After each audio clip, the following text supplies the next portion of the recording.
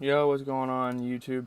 GZTV, pretty much one of the only YouTube videos I'm going to do tonight. We're just going to be talking about The Walking Dead real quick because my family's on the way home with dinner. I kind of just sat around all day, not going to lie. What the fuck? Stay there. Lock it. Alright, we got to talk about the 4th episode of Season 5 of The Walking Dead.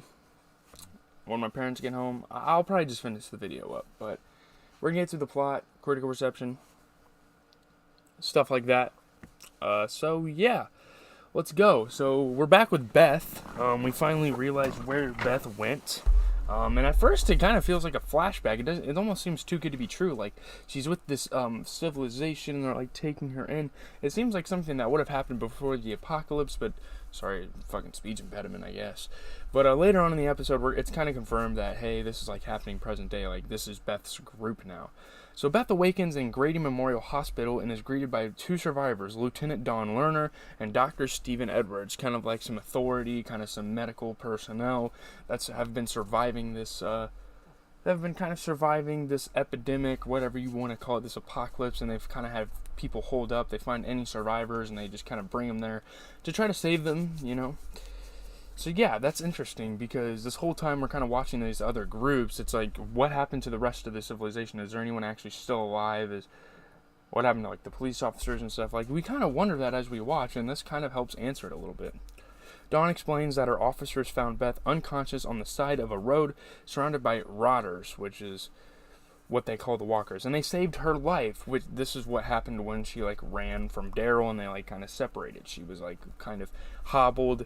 She was just about to die. She was unconscious and probably going to get bit by a walker soon, and then they saved her. So a blessing for Beth. Daryl thinks she got kidnapped, but honestly it's a blessing in disguise. So there is some shaky shit that goes on with her being in this place, but I mean, all in all, at least she is safe. That's one good thing.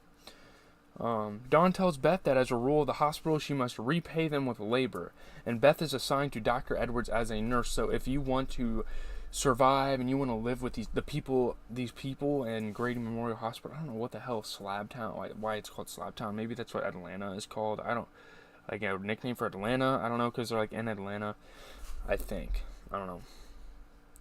Yeah, so if you're gonna survive and like when you're healthy, if you're going to be with us, you have to do some work for us. You have to like help other survivors get well, or else we're just going to send you on your way, right? So, yeah. Which she's happily to be a nurse because her dad was a doctor himself, so she kind of knows the ropes a little bit. So, yeah. They are called to tend to a new patient, Gavin Trevitz. That's my name. So every once in a while they kind of take in some new patients. They find new survivors, and Beth is assigned of kind of helping the doctor save their lives and get them revitalized to where they need to be to survive, and either help the hospital or go out on their way. So, yeah. Dr. Edwards immediately writes Gavin off as a lost cause, but Dawn insists Edwards tries to save him, like they need to save as many people as possible for the civilization to really thrive. The doctor's like, look, medically talking, I mean, realistically, this guy's not going to make it that far. So, yeah, he's kind of like calling it off, right? Yeah. After Edwards is unsuccessful, Dawn becomes infuriated and slaps Beth across the face, reopening her previous injuries. So she had like a gash on her face, which you see in the picture. So, yeah. Dawn, we kind of learn that Dawn is like this tempered person. She has like a temper. Yeah, that's one thing we learned about her already. Later, Beth and Dr. Edwards must treat a worker, Joan, who is a new character in the series played by Keisha Castle-Hughes, who was bitten while attempting to escape the hospital. So when you're bit, obviously you have to cut the area as fast as possible to prevent the spread of infection.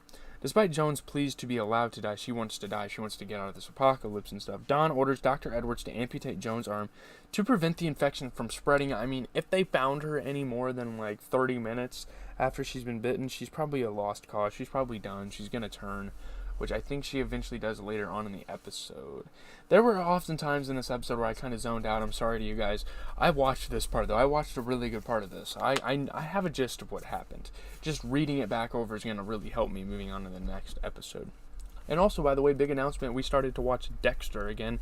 We just watched the 3rd episode of the series today, so yeah. Beth meets another hospital worker named Noah, played by Tyler James Williams, who is a really big Disney actor. He was in Lab Rats. He was in a lot of movies for Disney. So, yeah, that was cool. That was refreshing to see some nostalgia from my childhood. An actor that I liked on Lab Rats on Disney XD return to the screen. So that was cool. Obviously, this took place around that era. So, yeah. He warns her that Dawn and her officers are more sinister than they seem. There's something deep down. There's very, corrupt things going on with these people. Kind of like with Woodward, whatever the fuck that place was called, and the governor. Just keep your distance, be cautious. Yeah, so he pretty much saves her life, indirectly there, by telling her stuff like that. They only take in patients weak enough to control, and no ward has ever repaid their debts and been allowed to leave the hospital. So, definitely some fishy shit has gone on. There haven't been people that have actually been allowed to leave the hospital, which at first you kind of think that you're like, okay, they can just let them go for the people that reject them.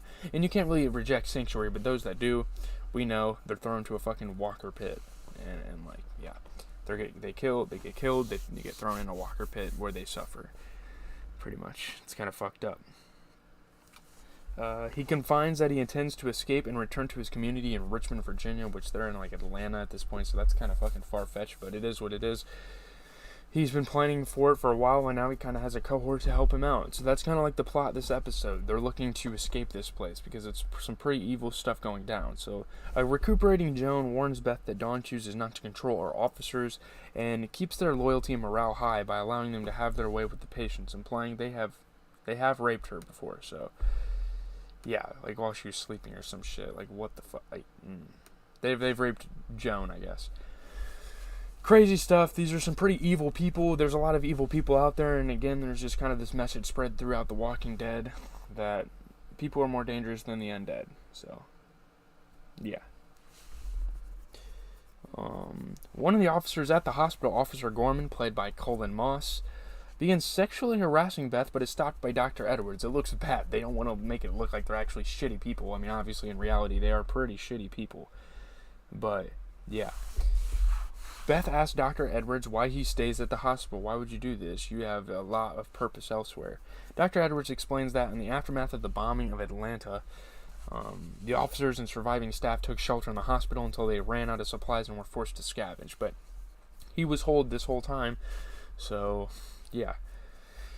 He tells her that a deal was made to take in and heal the injured in return for their labor, and says that no matter how bad conditions in the hospital get, it's a better alternative to the outside, which it is. They kind of have it on good lockdown. Obviously, there are some trade-offs here for Beth. These are some pretty shitty people, but at the same time, she has shelter, so she can't really turn that down that much. She's kind of hesitant in doing so. So, yeah.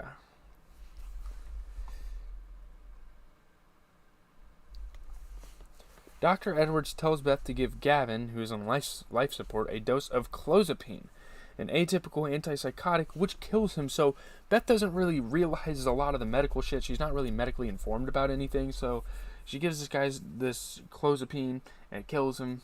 I think it calms him down, shuts his heart down, some shit. When you're it's like when someone has lost their shit and have gone insane. This is what they give people in asylums, I believe. And when you're a guy like Gavin that's on fucking life support, and you give him something like this, he's going to be so calm and so slowed down that he dies. So that's what happens. An angry Dawn demands to know what happened, and Noah lies and takes the blame. Good man, Noah, good man.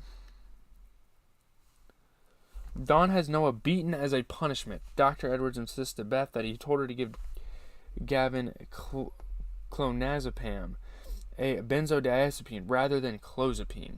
So she kind of mixed it up and kind of accidentally killed a patient. We thought that the doctor was intentionally trying to kill the guy. Maybe he's trying to make a cover-up. It was kind of weird. But yeah. Dawn warns Beth that she knew Noah was lying, but was forced to make an example of him for the...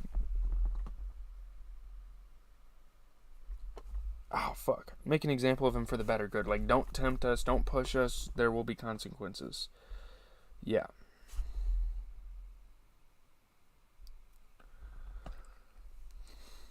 Dawn tells Beth that she isn't strong enough for the world as it is, but Beth insists she is. I don't know if Dawn fucking knows what Beth has gone through. She's literally sitting here in a hospital and she's talking about, oh, you haven't really been through enough. Like, holy fuck, my eyes are so my eyes like so fucking irritated. But yeah, Dawn's like, we gotta keep you here, we gotta keep you alive because we know you're not strong enough to survive out there. And there wouldn't even be like an out there, because if she didn't want to stay here anymore, she would get killed. That's what happens. The next day, Beth and Noah plan to escape the hospital via the elevator shaft to the basement where all the like walkers are. They're probably gonna like act like they're gonna like act like they were checking on the walkers, and I don't fucking know. It was a weird plan. While retrieving a key from Dawn's office, Beth finds the body of Joan, who has committed suicide. Like, she wanted to end her suffering. She knew that this group was no good for her and that she wasn't going to survive any way else. So she just decided to take the easy way out.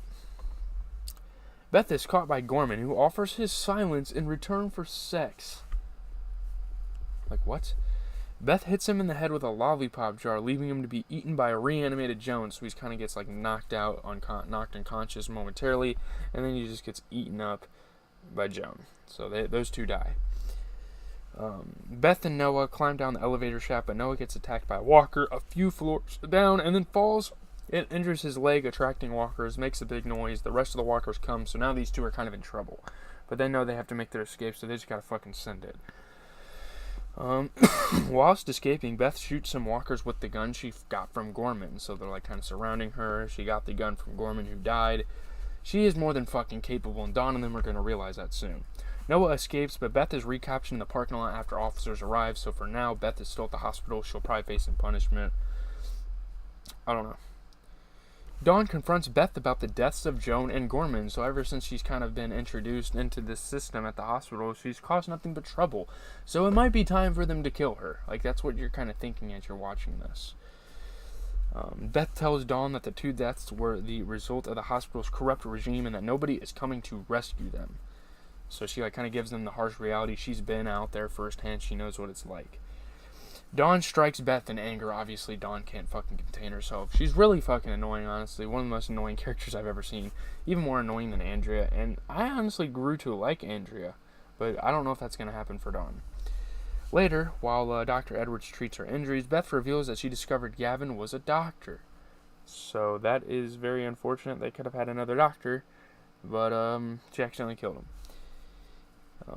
Dr. Edwards admits he knew Gavin, like in the medical field, and he arranged his death in an attempt to remain indispensable to Dawn, ensuring his own survival, to like protect himself from Dawn. Appalled,